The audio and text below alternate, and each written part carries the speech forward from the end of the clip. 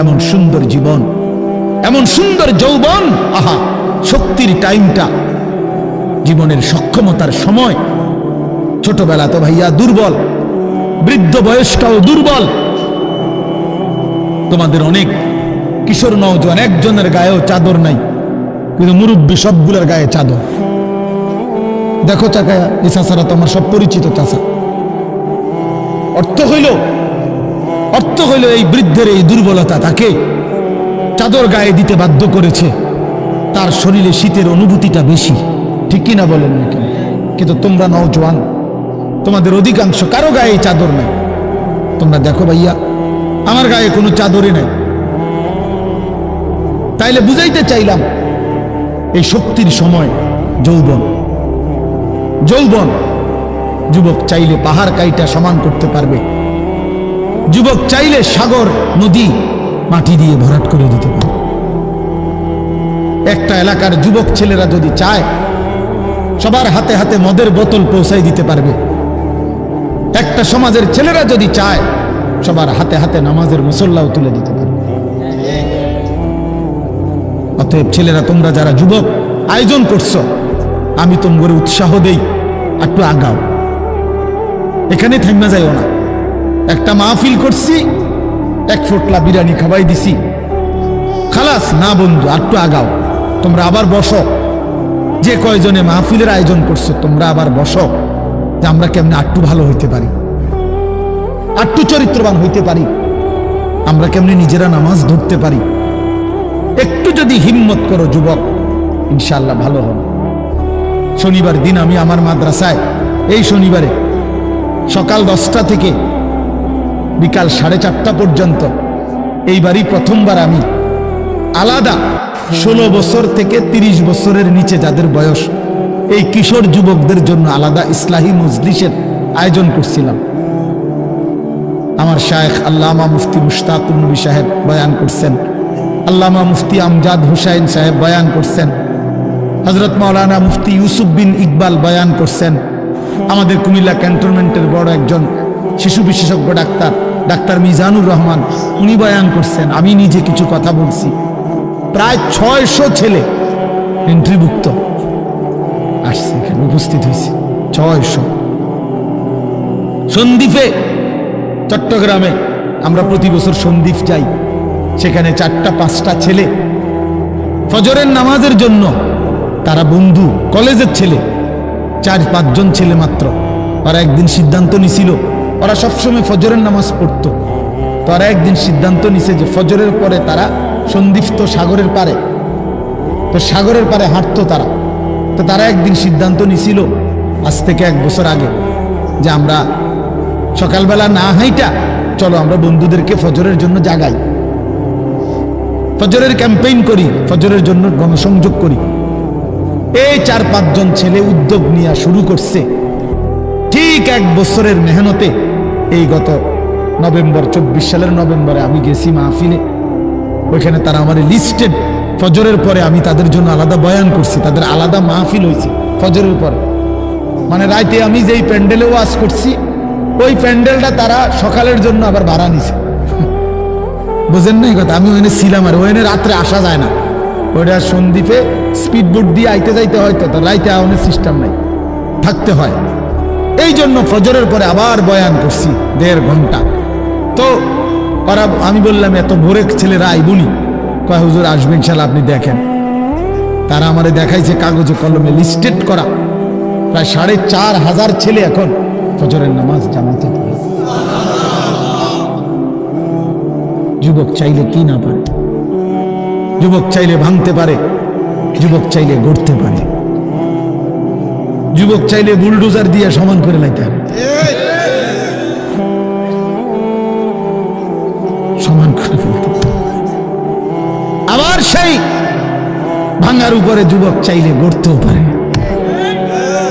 আল্লাহ তাআলা নওজোয়ানের শরীরে অসম্ভব হিম্মত দান করছে, অসম্ভব হিম্মত। এই জন্য বাপ, আমি যুবক যারা, তাদেরকে উৎসাহিত করলাম। মহান আল্লাহ পাক রব্বুল আলামিন আমাদেরকে বলছেন, আমি তোমাদের ইমানদার, ইমান নিলাম, আমি ইমান দিছি বান্দা, আমি গত বছর যখন তাবলীগের সফরে ছিলাম দিনাজপুর জেলায়, গত বছর আগস্ট মাসে ৭২ বছর বয়স্ক একজন হিন্দু লোককে কালেমার দাওয়াত দিছিলাম। ওনার 2 ছেলে মুসলমান। ওনারে আমি 2.5 ঘন্টা কালেমার দাওয়াত দিছি।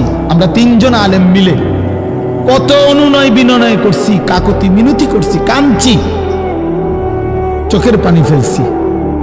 একটা বার চাচা কালেমা পড়েন, আপনার ছেলে মুসলমান, ছেলের বউ মুসলমান, আপনার নাতি নাতনি সব মুসলমান, আপনি এখনো বসে আছেন কেন? আহা, এই ৭২ বছর হয়ে গেছে। বুড়া মিয়া কয় আমি ওটা বলবো না। বলে নাই। আমি আমার সাথীদের কাছে, আমার 26 জন সাথী নিয়ে চিল্লাই গেছি।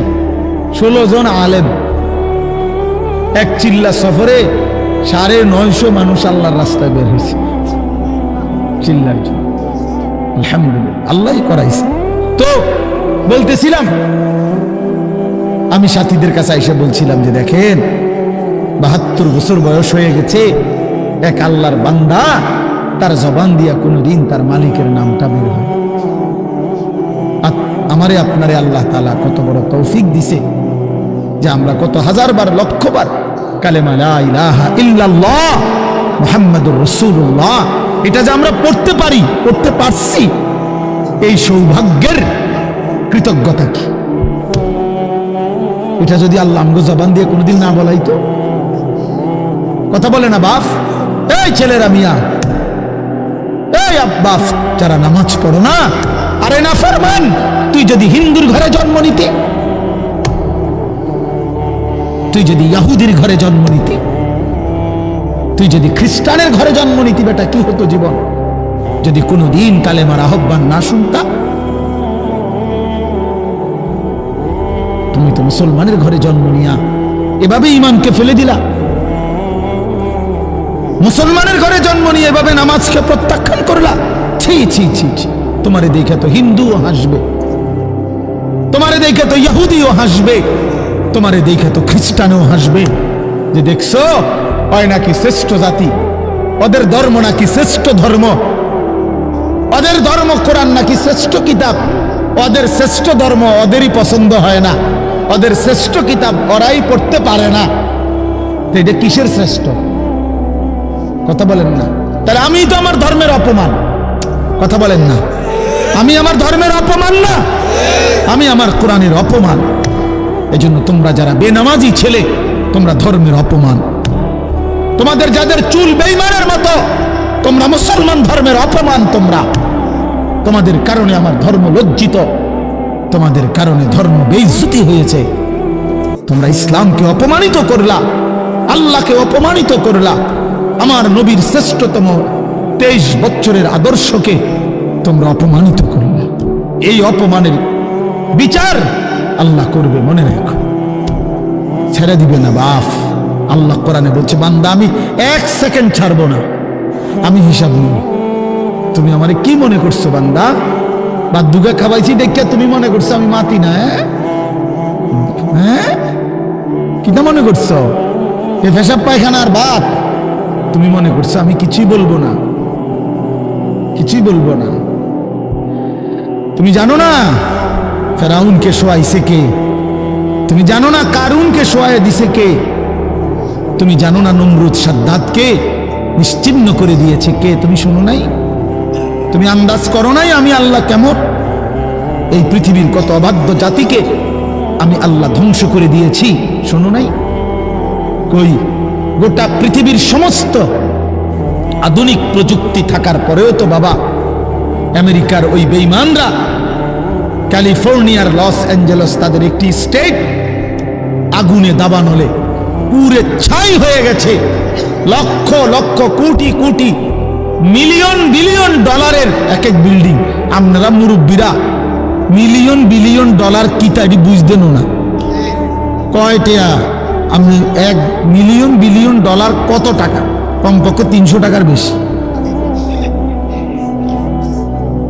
মানে আপনি এটি বুঝতেন না, টেহারি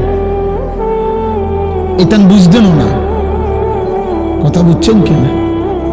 হ্যাঁ, আমরা কিতাবে পড়ছি এক বুজুর্গকে, হ্যাঁ, একটা জিনিস দামি ওনার কাছে ছিল, তো ওনার কাছে বলছি এটা আপনি বিক্রি করে দেন। কত মূল্য? উনি বলছে 100 দিরহাম, 100 টাকা। তখন উনি যখন বিক্রি করে দিছে, ওনারে 100 দিরহাম দিছে, তো অন্য কেউ ওনারে পরে বলছে, হায় হায় জনাব, আপনি তো বহুত বড় ঠকছেন, মাত্র 100 টাকা দাম চাইলেন, এটার দাম তো আরো অনেক। তো উনি বলছেন, আল্লাহর কসম, 100 টাকার উপরে, 100 দিরহামের উপরে কোনো সংখ্যা আছে? আমার তো এটা জানা নেই, আমার তো এর উপরে কিছু জানা নাই। হ্যাঁ, আমার মেজো বোনের বিয়ে যখন হয়েছিল, মেজো বোন, আমি তখন প্রাইমারি শেষ করে মাদ্রাসায় ভর্তি হয়েছি, এই সময় আমার বোনের বিয়ে হয়েছে। তো বোন জামাই যখন ওই আগে ছোটবেলায় বিয়ের দিন বোন জামাই যখন আসছে, তখন শরবত খাওয়াইছি যে গেইটে নাকি, তখন কিছু টাকা দিতে হয় না, যে শরবত খাওয়ায় তারে। তো আমারে 100টা টাকা দিছে উনি প্রথম। তো এগুলা নাকি ওনার কাছে আরো টাকা ছিল, তো ওই আর একটু সাফাসাফি করলে আরো দেয়, আরো কিছু দেয়, না মানলে আরো দেয়, এমনি এমনি নিয়ম ছিল। আমার 100 টাকা দিছে, আর এটা দেখে আমি একটা দৌড়ে আইয়া লাগছি। আমার পুরো মনে আছে, একেবারে কসম, আমার পুরো এখনো মনে হলো আর এই কথাটা। আমার একেবারে আমার ভাই, চাচাতো ভাইটাই বা অন্যরা এত দমকাইছে, বেউকুফ, 100 টাকা লইয়া দুধ দিয়ে আইয়া লাগছ। আমি বলছি, আমি তো আসলে এর চাইতে বেশি টাকা জীবনে আর দেখি। তো বলতে চাইলাম, হাজার হাজার কোটি কোটি মিলিয়ন ডলারের এই বাড়ি ভবন, এগুলো পৃথিবীর সর্বাধুনিক প্রযুক্তি দিয়ে, অত্যাধুনিক প্রযুক্তি থাকা সত্ত্বেও, আধুনিক সরঞ্জামাদি থাকার পরেও বাফ আল্লাহর দেওয়া আযাবে আগুনে যখন জ্বলছে, এই কয়দিন হইল কোনো বেঈমানে 1 সেকেন্ডের জন্য আগুন নিভাইতে পারে নাই। 14,000 ফায়ার সার্ভিস কর্মী একসাথে আপনার পানি দিছে, আরো বাড়ে, আগুন আরো বাড়ছে। তার মানে বোঝা গেল, বাবা, পৃথিবীর কারো শক্তি মূলত কোনো শক্তি না, আল্লাহ শক্তির সামনে, আল্লাহর ফয়সালার সামনে। আল্লাহ যদি ভালো রাখে তাইলেই ভালো থাকা। হ্যাঁ, আপনার টাকা তো আছে 1000 কোটি টাকা, কিন্তু আপনার ফেড অসুখ, আপনি টেহা দিয়ে কিনবেন। আপনার টাকা তো আছে লক্ষ কোটি টাকা, কিন্তু আপনার তো ডায়াবেটিস, আপনি কিনবেন টাকা দিয়ে কি করবেন? আপনি 7,000 ধন হইলেও কি লাভ হবে আপনার? এই জন্য আমি অনুরোধ করছি, আমরা মুমিন, আল্লাহ আমাদেরকে বলছে এটাই কথা, সকলেই আল্লাহর কথা শুনবে এটা জরুরি না, এবং সবার সৌভাগ্য হবে এটাও জরুরি। আসমানের ফয়সালা, আল্লাহ তাআলার ফয়সালা। আল্লাহর কথা বলতে পারা এটাও সৌভাগ্য, শুনতে পারা এটাও সৌভাগ্য, ইন্তেজাম করতে পারা এটাও সৌভাগ্য। যালিকা ফাদলুল্লাহি ইউতিহি মান ইয়াশা। আল্লাহ তাআলা বলছেন, এটা আল্লাহ তাআলার ফজল, অনুগ্রহ, দয়া, তিনি যাকে ইচ্ছে করেন দিয়ে থাকেন, তিনি যাকে ইচ্ছে। হযরতে বেলাল রাদিয়াল্লাহু তাআলা, ওনার বাড়ি মক্কা মদিনা না, অনেক দূরে, কিন্তু উনি মুসলমান হয়েছেন, সাহাবী হয়েছেন। হযরতে হুযাইফা, নবীজির সাহাবী, ওনার বাড়ি মক্কা মদিনা না, ইয়ামান, উনি মুসলমান হয়েছেন, সাহাবী হয়েছেন। হযরতে সালমান, ওনার বাড়ি মক্কা মদিনা না, ওনার বাড়ি ইরান, পারস্য, তো উনি সেখান থেকে আল্লাহ আনাইছেন, উনি কালেমাওয়ালা হয়েছেন। হযরত আবু হুরায়রা রাদিয়াল্লাহু তাআলা, বিখ্যাত সাহাবী, সবাই নাম জানে, আবু হুরায়রার নাম সবাই জানেন না? উনিও কিন্তু মক্কা মদিনার মানুষ না, উনি দাউস গোত্র, এটা অনেক দূরে, কিন্তু সেখান থেকে আল্লাহ ওনাকে আনাইয়া মুসলমান হয়েছেন, সাহাবী হয়েছেন। কিন্তু আবু জেহেল বাড়ির কাছে, আল্লাহর ঘর কাবার সবচেয়ে কাছে, সর্বপ্রথম বাড়ি যার কাবা ঘরের পরে আবু জেহেলের বাড়ি। জানেন এটা? আবু জাহেলের ঘরের আগে কারো ঘর নেই, কারো ঘর ছিল না। নবীজির ঘরও আরো পিছনে ছিল, সবার ঘর পিছনে। কাবা ঘরের সবচেয়ে নিকটতম প্রতিবেশী ছিল আবু জাহেল। তো কি হয়েছে এতে? কিন্তু বদনসিব আবুল আহাব কাছে ছিল, বঞ্চিত। এই জন্য এটা আসমানের ফয়সালা। এত কাছে থেকে বঞ্চিত হলো কেন? এত দূরের থেকে আসলো কেন? বুঝছেন না হিসাবটা? তাহলে মূলত ফয়সালাটা কার? ইউতিহি মান ইয়াশা। আল্লাহ বলছেন আমার অনুগ্রহ, আমার দয়া আমি যাকে ইচ্ছে করে দিয়ে থাকি, আমি যাকে ইচ্ছে করে দিয়ে থাকি। এই জন্য বললাম আর কি, আমি সবাই শুনতে পারবে, শুনবে এটা জরুরি না। আল্লাহ যাকে পছন্দ করে, ইচ্ছে করে, তাকে আল্লাহ তাআলা দ্বীনের বুঝ দান করে। হাদিসের মধ্যে আছে মাইয়ুরিদিল্লাহু বিহি খায়রান ইউফাক্কিহু ফিদ্দীন। আল্লাহ যার ভালো চান, কল্যাণ করতে চান, তাকেই আল্লাহ তাআলা দ্বীনের বুঝ দান করে।